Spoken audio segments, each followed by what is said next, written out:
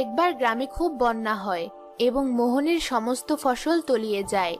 বেশ কিছুদিন পানি থাকে, যে কারণে মোহনের ঘরে খাবারের অভাব দেখা দেয়। তারা 3 বেলা ঠিকমতো খাবার খেতে পারে না, প্রায়ই তাদের উপোস করে কাটাতে হয়। টম তাদের অবস্থা বুঝতে পারে এবং পরদিন সে জঙ্গল থেকে একটি হাতির বাচ্চা মেরে আনে। আরে দেখো, টম আমাদের জন্য কি এনেছে। বেচারা তো জানে না যে মানুষ হাতির বাচ্চা খায় না।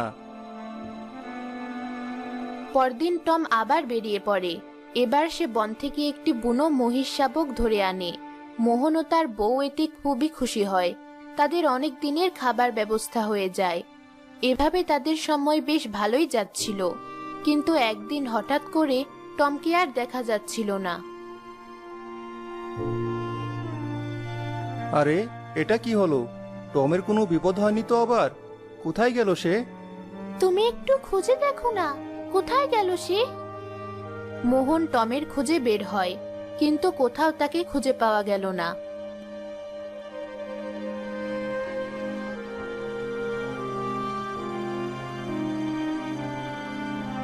তার কোনো খোঁজ পেলে?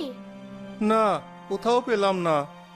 হায় বিধাতা, ওকে ফিরিয়ে দাও। রাতের বেলা দুজন চিন্তিত অবস্থায় ঘুমিয়ে পড়ে।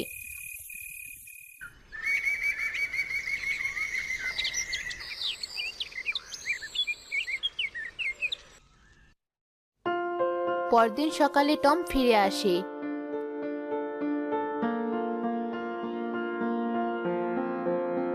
ওগো দেখো, আমাদের টম ফিরে এসেছে।